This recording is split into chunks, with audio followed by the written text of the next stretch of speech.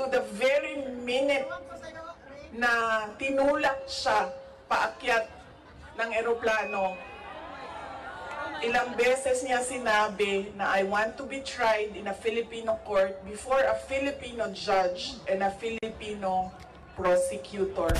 Ito ang pinakamatindi dahil ang sinabi niya kay Veronica, sabi niya, sabihin mo kay Kitty, hindi siya pwedeng bumisita dito hanggang hindi siya abogado.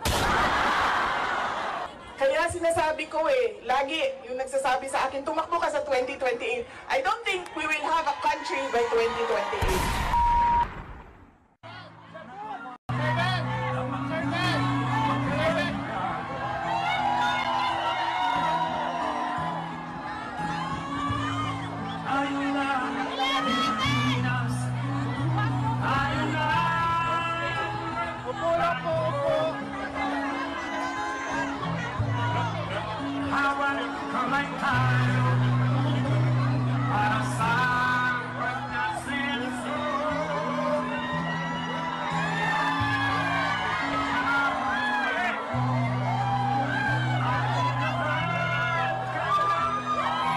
Ano ang sigaw ng mamamayang Pilipino? Duterte! Duterte! Duterte! Duterte!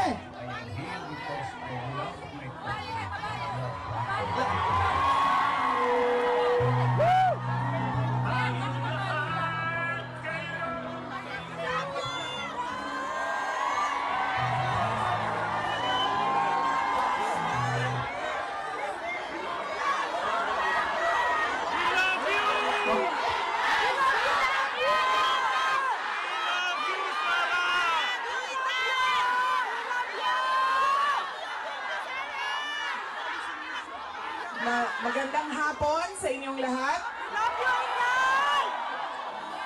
Unahin po muna natin ang ating pagpapasalamat sa Diyos dahil sa magandang araw na ito at sa safe na pagbiyahe ninyong lahat papunta dito sa The Hague, Netherlands. At syempre, dahil bumiyahe kayo papunta dito, ay mag-ingat kayo sa biyahe ninyo pauwi lahat sa inyong mga tirahan mamayang hapon.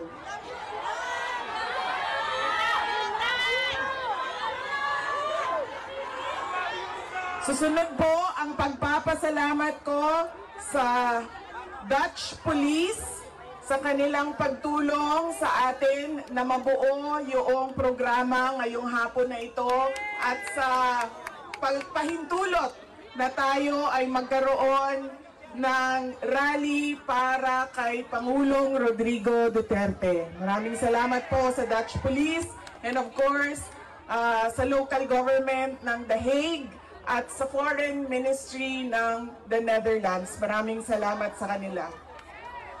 Ang susunod na pagpapasalamat po ay mula sa akin para sa ating mga organizers ngayong hapon na ito sa Executive Committee na nag-meeting araw-araw, iba't ibang time zone para pag-usapan kung paano natin maisagawa ang ating pagsuporta, pagpapakita ng suporta kay Pangulong Rodrigo Duterte na patiwasay at maayos ang ating pagsama-sama ngayong hapon na ito.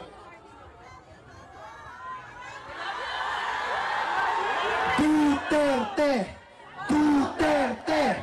Duterte! Duterte! Duterte! Kanina nung naglalakad ako papunta dito sa park, meron akong mga nakasalubong na mga galing Germany. At tinanong ko sila kung gaano katagal ang biyahe mo, ma'am, papunta dito. Sabi niya 9 hours daw. At 9 hours din daw siyang babiyahe pauwi. So ganyan ang pinapakita ninyo na pagsuporta kay Pangulong Duterte at pagmamahal sa ating bayan. Maraming salamat sa inyong lahat. Alam ko, lahat kayo may hanap buhay, may kailangan asikasuhin, may mga personal na pinagdadaanan, merong kailangan na paglalaban na gawin sa mga damit ninyo. Paglilinis. Paglilinis ng bahay. Pagbayad ng utang.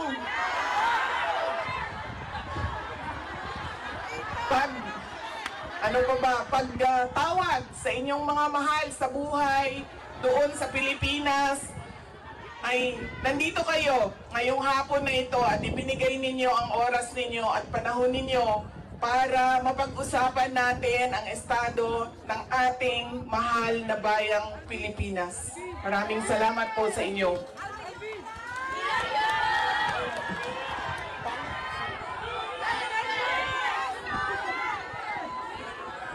Naikwento ko na ito noon, pero mas mahalaga yung kwento ngayon dahil napag-usapan namin siya ni Pangulong Duterte doon sa loob ng detention center ng ICC. Noong ako ay bata pa, lagi sinasabi ng hindi niya yung generation ng tatay ko, 1940s, 1950s, 1960s, hindi sila yung mga magulang na tulad ngayon sa atin na ini-explain natin sa ating mga anak kung bakit natin ginagawa ang mga bagay-bagay. Lagi dapat may explanation. Sa kanilang henerasyon ay diretso ka lang pagsasabihan or pagalitan. Ganun yung generation nila. Nung ako ay lumalaki, lagi niya sinasabi sa akin, hindi ka tao sa paningin ko kung hindi ka doktor o abogado. Lagi niya yan paulit-ulit habang ako ay lumalaki. Lagi niya yan sinasabi, pag hindi ka natapos ng pag-aaral mo, magiging abo ka dyan sa gilid ng daan. You always emphasize that you mean nothing to the world if you do not finish your education. That was his, that is my greatest gratitude to my father. The emphasis he gave in education. Wala namang problema sa akin yun nung ako ay lumalaki dahil gusto ko din naman talaga maging doktor. Kaya on that point, pareho kami ng, hindi ako yung pinipilit ng mga magulang na magdoktor ka kahit ayaw. So walang naging problema sa amin doon. Pero nung hindi man naging successful yung aking pagpasok sa medisina, ay lumipat ako sa pagiging abogado dahil binigyan din naman ako ng option ng aking tatay na pwede ang abogado. Yun lang ang katanggap-tanggap sa kanya, maging abogado o maging doktor. Noong nakapag-usap kami, noong isang araw, sabi niya sa akin, naging forceful ba ako, mapilit ba ako sa pagsabi ko sa iyo na maging abogado ka? Sabi ko, oo. Sinasabihan mo ako, pinapagalitan mo ako. Lagi. Kinento ko sa kanya na isang beses, bihira akong umiyak. Pero isang beses, dahil nalaman ko na hindi ako makakatuloy sa 4th year law school dahil meron akong isang bagsak na subject. Wala akong ibang masabihan nung sakit na nararamdaman ko. Kasi pakiramdam ko, yung tatay ko lang din, makakaintindi sa akin dahil dumaan din siya ng law school. So tinawagan ko siya. Hindi ako makapagsalita. Iyak lang ako ng iyak.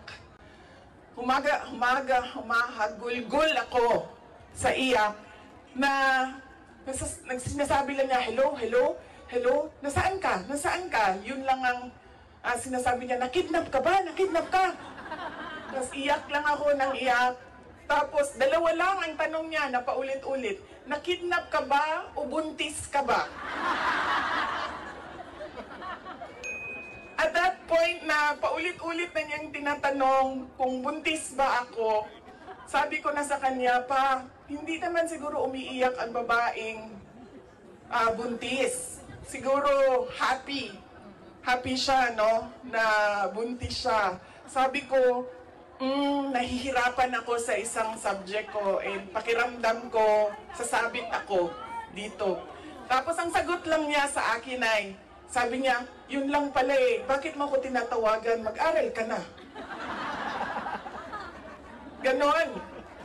Ganon ka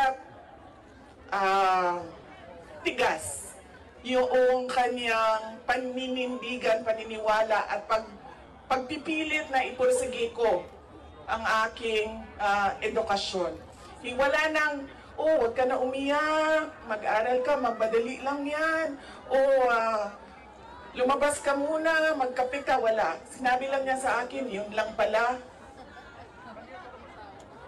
Ibaba mo na yung telepono at bumalik ka na sa pag-aaral mo. Kaya noong ako ay naging abogado, yun din yon ang sinasabi ng kaibigan ng tatay ko sa akin na nakita niya ang tatay ko, sobrang saya. Yung araw na yon na nalaman niya na naging abogado ako, yun yung sobrang saya niya. At sinabi sa akin ng kaibigan ng tatay ko, sabi niya, hindi mo maiintindihan kaming mga tatay na kaming mga abogado pag nagkaroon kami ng anak na abogado. Ganun, iba yung saya namin kapag nakikita namin na meron na kaming anak na abogado. Sabi niya sa akin doon, sabi niya, pinilit ba kita? Sabi ko, hindi lang pilit. Sinigawan mo ako at pinaiyak mo ako ng madaming beses dahil sa edukasyon at sa pag-aaral. At sabi niya, di buti na lang dahil meron akong abogado ngayon na anak na inutos-utusan ko dyan. Kausapin niyang mga huwes dyan. At ngumiti siya. He smiled. And it seemed to me that it was a comfort to him that he had a daughter who is a lawyer. In fact, sabi niya,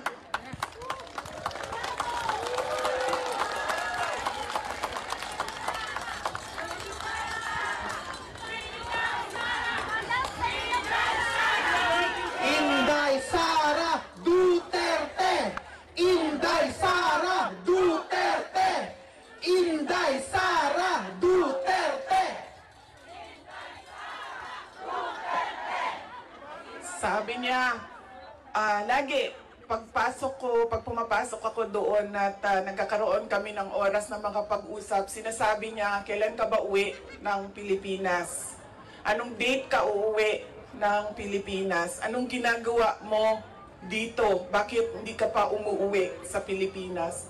Sinasabi ko sa kanya, inaayos ko lang yung sistema dito at pagkatapos inaantay ko yung mga kapatid ko na pumunta dito. At sinabi niya, ito din, may patama din or diretso din, bullseye din sa edukasyon. Sabi niya, sabihan mo si Paulo na okay lang ako.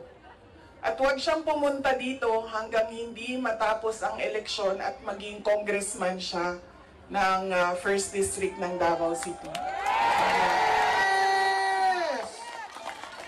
At sabi niya, sabihin mo kay Baste, hindi siya pwedeng pumunta dito hanggang hindi matapos at ma-elect siyang Vice Mayor ng Davao City. Ito ang pinakamatindi dahil pinagtatawanan namin siya sa group chat namin. Kaming magkakapatid 4, meron kaming group chat. Dahil ang sinabi niya kay Veronica, sabi niya, sabihin mo kay Kitty, hindi siya pwedeng bumisita dito hanggang hindi siya abogado.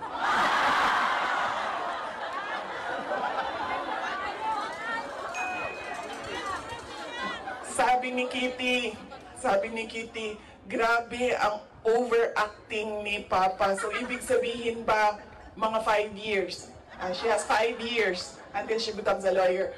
Na meron pa akong 5 taon na bago ako makabisita. Ganon siya kahit na nandun siya sa loob, ang kanyang iniisip, unang-una, yung mga kapatid ko na kailangan magtrabaho para sa syudad ng Davao, yung kapatid ko na kailangan mag-aral. Yun pa rin ang iniisip niya. At kapag tinanong mo siya, pa, ano ba ang kailangan mo dito sa loob? Ang sinasabi lang niya, mga, alam mo yun, mga bagay na shaving cream, Coke Zero,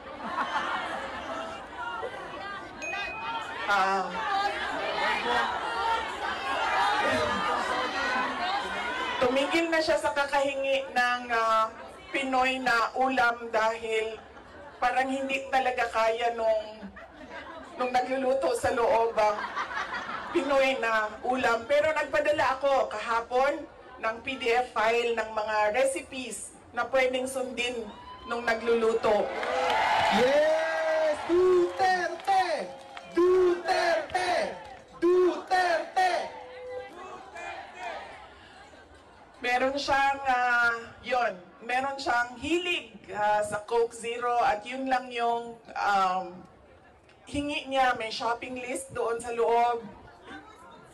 At sabi niya doon sa gwardiya na isulat mo dyan, 2 case ng Coke Zero. Kahapon, bago ako umalis, tinuruan ako ng gwardiya. Sabi niya, pwede ka naman bumili dyan sa vendo, tapos iiwan mo para sa kanya. So sabi ko, Papa, anong gusto mo dito? Sabi niya, Coke Zero lang. So bumili akong 4 na Coke Zero, iniwan ko sa kanya. Sabi ko pa, that's 1 for each day pa ha. So today, tomorrow, Saturday, tomorrow Sunday, Monday, Tuesday, Wednesday. Dahil darating na yung grocery list mo by Wednesday. At sagot niya sa akin, bakit isa lang? Sabi naman nung gwardiya, sabi niya, he has to have at least 2 because he already drank upstairs 1 Coke Zero. And then sabi ko, sige pa, sabi ko, babalik naman ako sa Lunes. Sabi ko, 2 bukas Sunday and 2 sa Monday, tapos i-replenish ko na lang yung Coke Zero mo. Sabi ko sa kanya, alam mo pa, sinasabi sa iyo ng doktor, maglakad ka daw. Huwag kang nakaupo lang sa kwarto mo. Tapos sabi ko, pwede ka naman, allowed kayo na lumabas dyan. Sabihan niyo lang ang gwardiya. Sabi niya, ayoko maglakad sa labas kasi baka didiretso ako sa gate at umalis sa lugar na ito. Pwede din.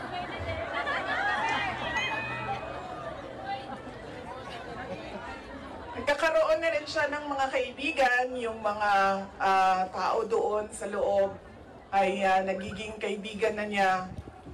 At hindi ko lang alam, baka paglabas niya marunong na mag-Dutch. Pero karamihan nung kasama niya sa loob ay French speaking. So,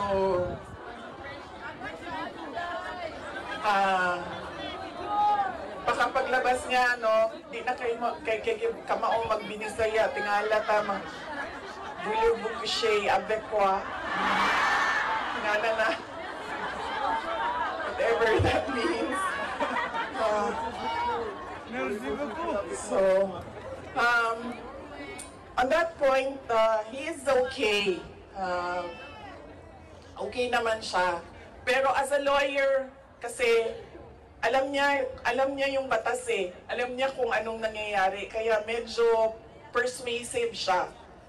And lagi niyang inuulit-ulit kung ano yung kailangan gawin para sa kanyang kaso. At lagi siyang nagtatanong ng timelines dahil alam naman natin sa korte ay medyo may kabagalan. Diba? Magsasagutan ang prosecution at defense, maraming mga papel na kailangan ipasok at antayin ang oras. Kaya siya din ay insistent sa mga timelines niya. Pero ang sinasabi niya lagi, alam niya na mali ang ginawa. And at to the very minute na tinulak siya paakyat ng eroplano, ilang beses niya sinabi na I want to be tried in a Filipino court before a Filipino judge and a Filipino prosecutor, because he knew that number one, wala talagang basihan yung kaso. 43 counts of murder ang sinasabi nila na thousands. Totoo yan, ma'am. Kaya minsan naisip ko, naging kaso lang ba ito dahil sinusulat sa media na thousands ang namatay? I do not even understand paano naging crimes against humanity ang 43 counts of murder na ngayon ay lumalabas. Hindi naman ata totoo lahat yung mga witnesses at yung mga complainants. But that is a thing for the courts and the lawyers to discuss inside. Ano bang pwede nating gawin? Ang pwede natin gawin ay i-demand na ipauwi or iuwi nila si Pangulong Duterte. Bring him home! Bring him home! Bring him home! Bring him home! Bring him home! Bring him home!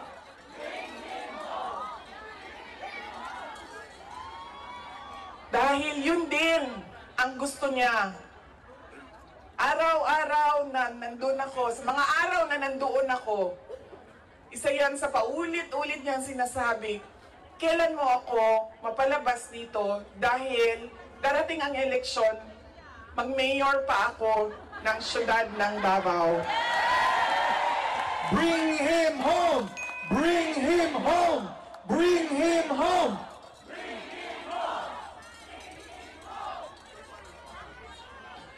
At yun ang gusto niya. Gusto niyang umuwi. Sinabi ko din sa kanya yon pa. Sabi ko, yung kagustuhan mo na umuwi, yan din yung katapusan ng buhay mo. Magiging Ninoy Aquino Jr. ka. At sinabi niya sa akin, sabi niya, kung ganyan ang kapalaran ko, then so be it. Basta lang mauwi ako sa Pilipinas.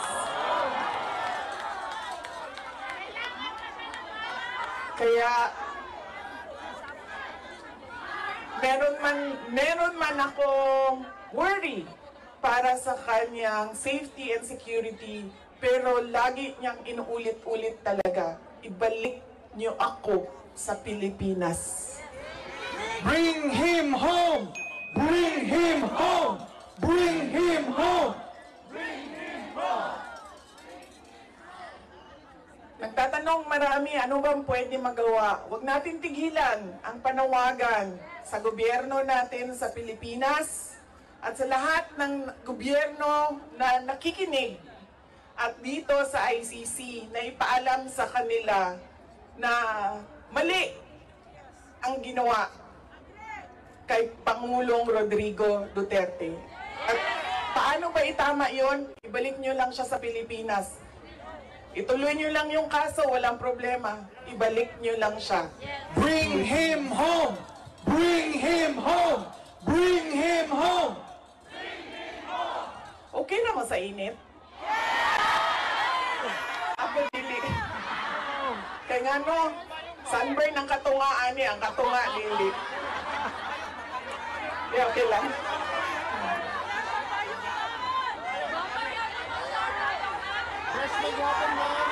Hindi, okay lang, okay lang. Binuangan lang tamo. Naka-ready ang sunblock diri doble. Okay lang, sir. Kaya di nila makita na ako ang mata kung magkalok ka. Oh. Okay? Unsa pa ba'y, ano pa ang pwede natin gawin.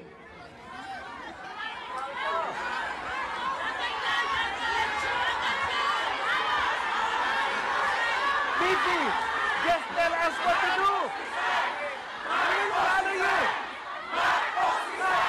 Marcos resign! Marcos resign! Marcos resign!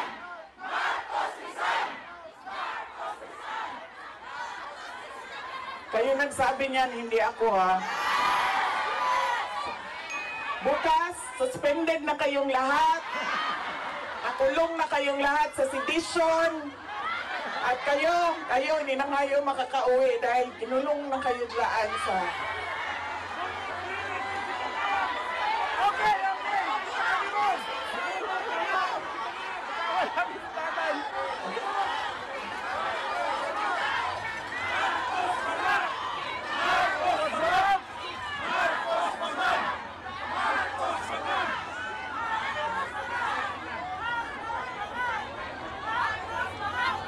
And that relates to transparency and accountability.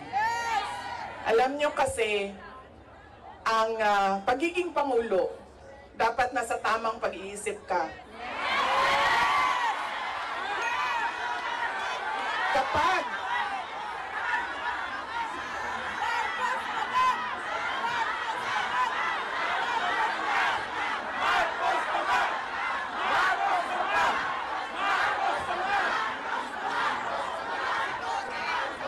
dahil nasa mga polisiya mo at desisyon mo ang kinabukasan ng kabataan at ng bansa. Kaya yung pagsasabi na hindi mahalaga ang drug test sa aking kapasidad at abilidad na mamuno is tantamount to betrayal of public trust. Dahil kailangan malaman ng taong bayan na nasa ayos ang iyong decision making.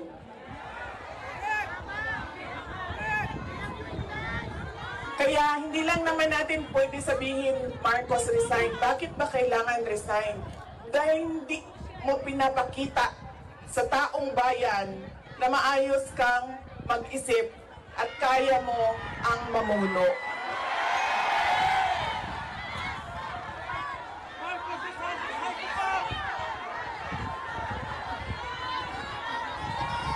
Madaming mga tanong na nasa loob na ng korte.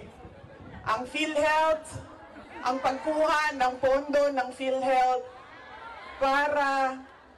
para bang naging pyramiding ang ginawa nila sa budget ba? Kumuha sila ng kulangan pera dito, kumuha sila sa ibang source para isalpak dito, ay hahanapin na naman sa ibang source yung nagiging juggling at parang pyramiding na ang nangyari sa budget. At kung nakikita ninyo at naiintindihan ninyo ang budget, karamihan doon pamigay lang ng mga politiko na tinatawag nating ayuda.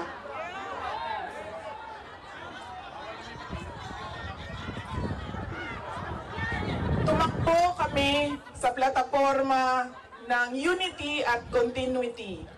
Continuity, kasali na doon ang big ticket projects o mga build projects ni Pangulong Duterte. Pero wala kayong nakikita ngayon na development projects. Dahil lahat yon ay nakatago sa mga proyekto na pamigay o nandoon lang sa bulsa ng kontraktor at ng politiko na gumawa kuno ng project. Makikita ninyo na hindi handa ang Kongreso sa paggawa ng budget dahil may mga blanco doon sa enrolled bill na pinasa nila. Ibig sabihin, walang nag-iisip at hindi pinag-isipan paano ba natin gamitin ang pera ng gobyerno na makita natin na merong kapayapaan at kalambuan, kauswagan sa ating bayan. Noong ako ay tinanong noon bakit ako nag-resign sa Department of Education. Sabi ko, unang-una, personal yon. Meron kaming personal na hindi ko gusto na ginawa niya sa akin. Pangalawa, dahil sa loob ng Department of Education. Sinabi ko na itong noon, personal ko to na experience. Yung budget ng school building program ng Department of Education, pinaghati-hatian lang sa loob ng House of Representatives. Noong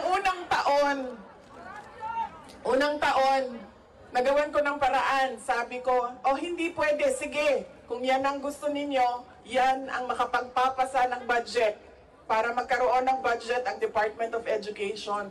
Dadaan pa rin kayo sa validation ng regional offices ng Department of Education. Pagsunod na taon, naisipan na nila kung ano ang gagawin nila at hindi nila ma-deny ito dahil nakikita ninyo sa papel. Kaya wala din kumukontra sa akin dahil nakikita sa papel.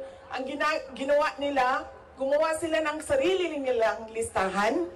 Doon nakikita mo, pinaghati-hatian nila ang school building program at inattach nila sa General Appropriations Bill na sinabmit nila sa Senado. Sinabi namin sa mga senators, nakita nyo ba kung anong ginawa?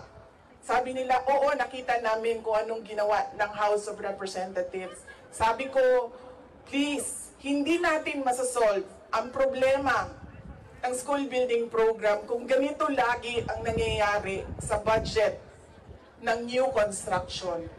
Meron pang ibang problema sa loob ng budget. Sinubukan ng mga senators na tanungin, pasagutin, sumasagot, yes, pero pagdating sa BICAM, anong nangyari? Wala namang totoong BICAM kung saan pinag-uusapan ang paggamit ng pera. Ang desisyon lang na nandun ay kay Zaldico, nung panahon ko, kay Zaldico at kay Martin Romualdez. At diretsong pinapapirma sa malamang tao na hindi nagbasa o hindi binasa ang buong budget. Kaya walang nakakita o hindi nila nakita dahil hindi naman binasa na may blanco doon at pwedeng lagyan ng kahit anong amount yung mga blanco sa budget. Madaming katanungan, madami ang problema ng bayan. Kaya lagi ko sinasabi, hindi kami ang problema ng bayan. Ang problema ng bayan ay ang governance mismo ng Pilipinas. Yan ang problema ng bayan. At dahil may problema sa gobyerno, ay tuloy-tuloy ang kahirapan doon sa ating bayan. Nakikita nyo yan dahil dumadami ang nakikipagsapalaran sa ibang bansa.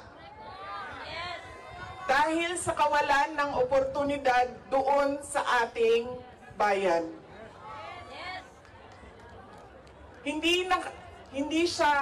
We should not be proud that we are exporting our countrymen, our workforce abroad dahil, wow, ang daming dollars na pumapasok sa Pilipinas dahil sa padala.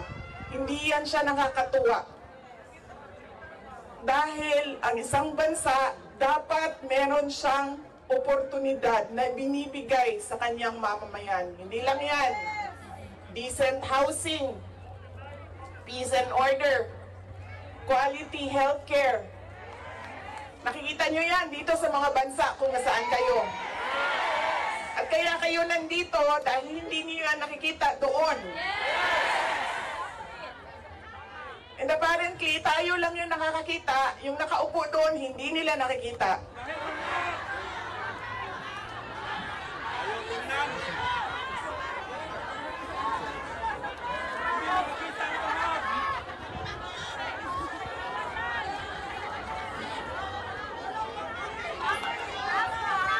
Alam nyo, madami sa mga kaibigan ko, galing ako sa middle class na family sa Davao City. So madami sa mga kaibigan ko doon, na meron naman silang mga negosyo, meron naman silang pinagkakakitaan, may mga trabaho.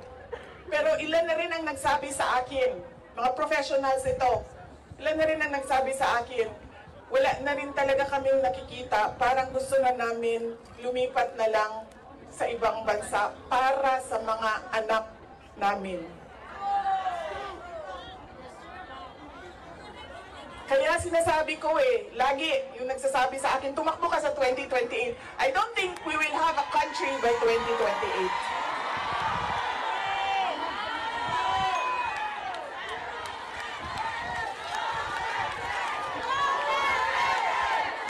Duterte!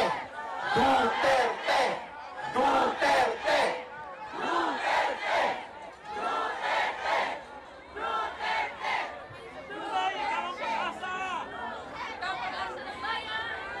Kaya dapat natin i-exact ang responsibility diyan sa gobyerno na ibigay nila kung ano yung karapat-dapat para sa ating bayan. Dahil kung meron man ang okay sa kanila na pumunta sa ibang bayan, meron ding mga tulad namin na ayaw namin kahit anong mangyari umalis sa Pilipinas. Dahil gusto namin doon pagpamilya, doon palakihin ang aming mga anak. Kaya dapat meron tayong nakikita kung ano yung dapat para sa isang bayan. At alam nyo yon kasi nakikita nyo yan. Kasi nakaikot na kayo sa iba't ibang bansa.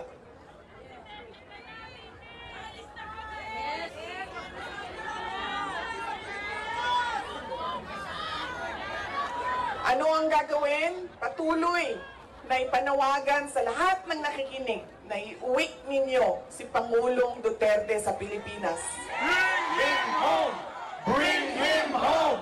Bring him home! Bring him home! Bring him home! Bring him home! At pangalawa, patuloy natin na hingiin sa gobyerno, sa administrasyon na ibigay ninyo ang serbisyo at kaunlaran na karapat-dapat para sa mga Pilipino at para sa Pilipinas.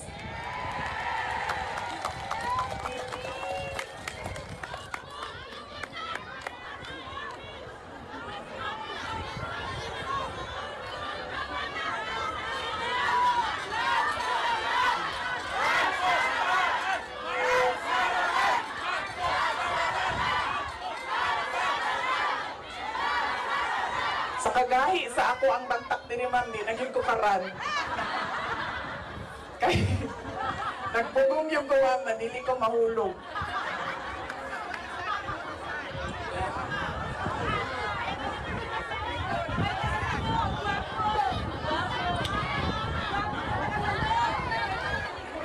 Yung akin pong mga pagpapasalamat. Una po, kanina meron na akong mga pagpapasalamat opening sa Diyos, sa ating host government, sa police, sa local police. Yung aking mga pagpapasalamat sa inyo, sa oras ninyo. Ang aking mga pagpapasalamat sa inyong patuloy na suporta sa aking opisina, ang Office of the Vice President.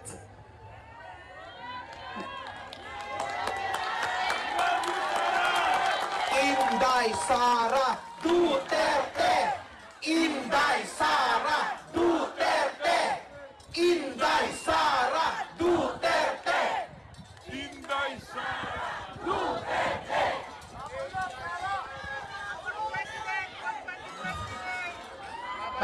ang loob ko dahil nandyan kayong lahat.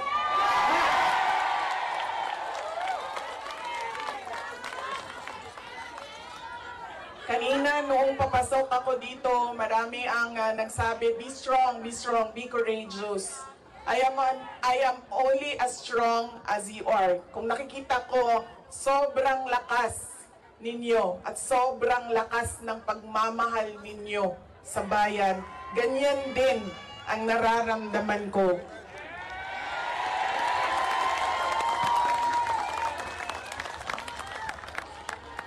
Ang pagpapasalamat ng aming pamilya, ang pamilya Duterte, dako kayo may utang ang kabubuton kaninyong tanan. Sa higayon nga gihatag ninyo kanamo nga makaserbisyo sa atuang nasod. Napakalaki ng utang na loob namin sa inyong lahat sa pagkakataon na ibinibigay ninyo sa amin na makapaglingkod sa bayan. Maraming salamat po sa inyo, mga kababayan namin.